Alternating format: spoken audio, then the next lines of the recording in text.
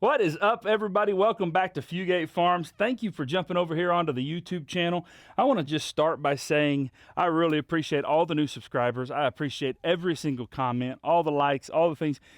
We've gotten some traction on the social media, and I'm very thankful for those of you that have chosen to jump in with us and follow this farm journey. I've talked a little bit about the deep bedding and deep litter system, and so I decided to do a longer form version of that over here on the YouTube channel.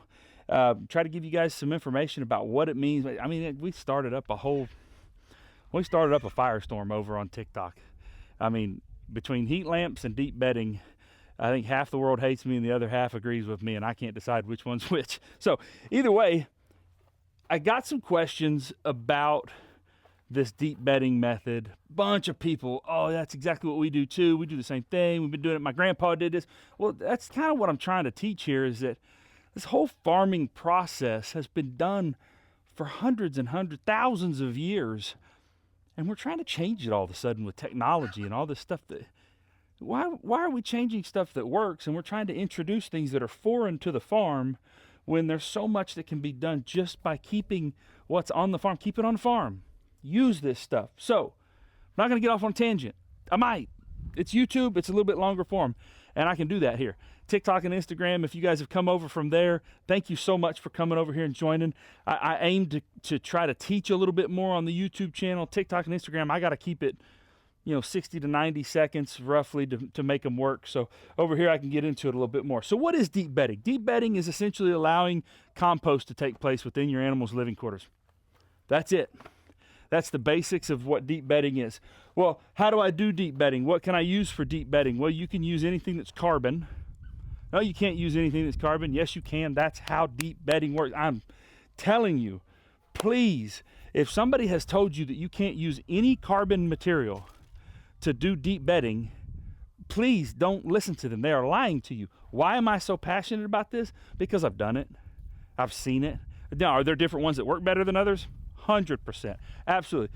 If you use hay, and you can use hay. People, oh, you don't use hay. You can't use hay. Oh, it'll mold. It will mold. You're absolutely right. It'll mold if you're not taking care of it and there's too much moisture and not enough ventilation. You got to turn hay more often, okay? That's kind of how hay works, because hay is more of a whole plant, where like straw is just that husk or that hull that's left behind after they harvest wheat or whatever, and it looks like a straw. That's why we call it straw. There's a whole lot. You can go into the whole history of what straw is. So, or you can use wood shavings. All of those things are just carbon materials, okay? It's carbon materials. So how do I do it?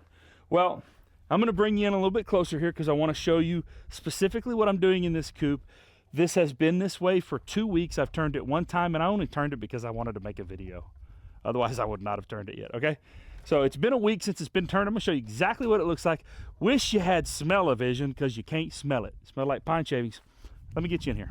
All right, tight quarters, so I apologize, but it's the best way I can do this. So I'm going to push a little bit of this back, push some of these pine shavings back. In fact, I'm going to take some of this, put her right back up there, because I don't need it underneath there. So that's sand left over that I couldn't get out from under here. I should have done this last time when I did this. Okay, so what is this right here on the bottom? Nothing fancy, just vinyl signs, okay? Why? But because there is moisture that lives in some of this deep bedding stuff.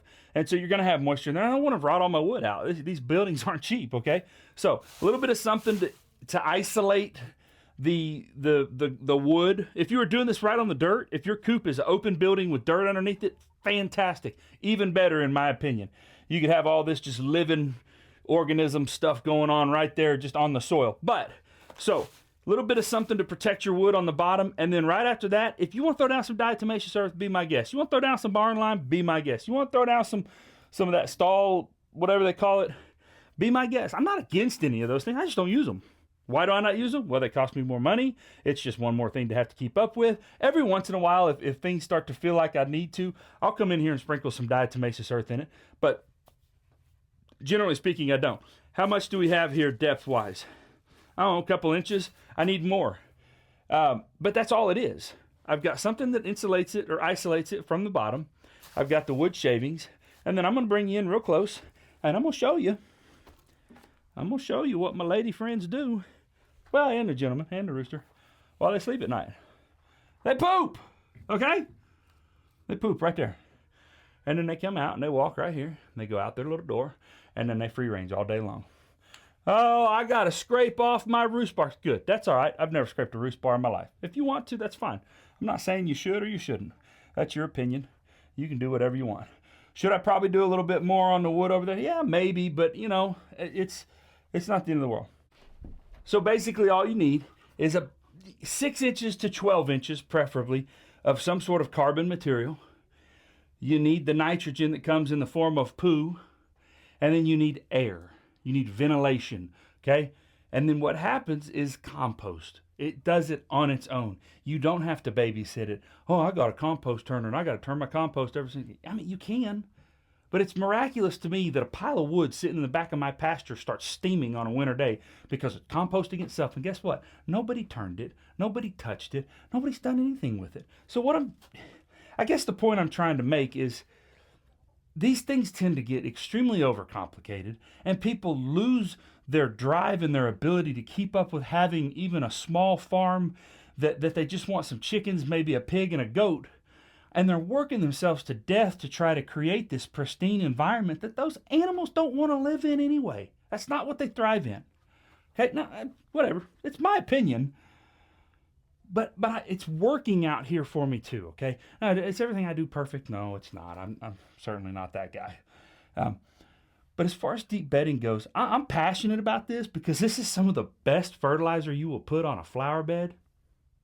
You ain't getting better fertilizer. I challenge you for that, unless you're buying it from somebody that's getting it out of their coop. Let me back up. I get a little fired up here. I want to back up a little bit. Some of the questions that I get is, mine's too wet. Well, you've got one of two problems. You either have not enough airflow or you have not enough bedding. You have not enough carbon material. The carbon actually helps to absorb some of that moisture or most of that moisture.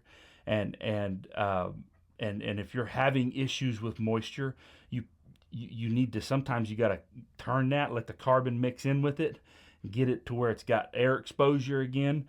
And then add more carbon to it, add more pine shavings, add more straw, add more hay. Hay's going to give you more moisture problems, but it can be used. I've used it 100 times. Okay, now, so, all right, I got moisture problems. We talked about that. Mine smells all the time. It's one of two things. You either don't have good vents or you need to add more carbon. In the instances where this deep bedding method is working for people, they're not working on it every single day. They're not spending hours and hours to try to make deep bedding. This was adopted as the go-to method for farming because it was the least input that was taken. You got to understand the concept of farming. Everything has value. The only thing that you can't get more of really is time. And so if everything has value, I'm not going to throw this away when it comes out of here. I'm going to put it on my gardens because it's going to give me value, help me grow vegetables. When I get vegetables, I'm going to bring those in and I'm going to eat them. And whatever's left of that food, I'm either going to feed it to my other livestock to give me more food, or I'm going to put it into another compost bin for food products. Don't put food products in your coop. I don't recommend that. Although your chickens may scratch them out and do that. But put the food out in the run and let them eat it, and they'll give you eggs back. But the whole concept of farming, though, is how can I get maximum production with minimum input? It's not about laziness. It's about efficiency. And we've lost that. All right, so I'm going to go ahead and cut this video off here because I don't want to just rant and rave, but I want to answer questions. If you have more questions about anything that I'm doing out here, my whole goal of having this YouTube channel, the Instagram content, the TikTok content, my whole goal of having that is to teach people. I love to teach. I love to share knowledge and information. I love to learn. This whole farm has been a learning process for me. And so if this is something that you see what I'm doing and you go, man, I'd love to do that. How do I ask? I may not know how to do it. I may know how to do it. If I know how to do it, I'm more than willing to share the information. What is it the young kids say today? Gatekeeping. I'm not a gatekeeper. I don't even really know what that means. But yeah, we're not gatekeeping the farm facts over here. You know, I personally believe that every backyard should have a couple of chickens in it because, and this is not original to me, but I believe it wholeheartedly. That is like That is the farm garbage disposal. And for hundreds and hundreds of years, not a single table scrap was ever thrown in a trash can. It was always thrown out to the chickens. All this stuff was done this way. And we've gotten so far away from it. And we're so wasteful in the landfills. And Dandy's scared of birds when they fly by his head. And he jumps and acts like a crazy horse. I'm ranting. I'm off on all kinds of tangents here. Thank you guys for subscribing. Thanks for coming over here and joining in on this crazy journey of social media and content creation and all that good stuff. I really do appreciate all the comments. I appreciate all the kind words, all the wonderful things you guys have done, said, all that stuff. I really do. It means a lot to me. I'm here to help. I really am.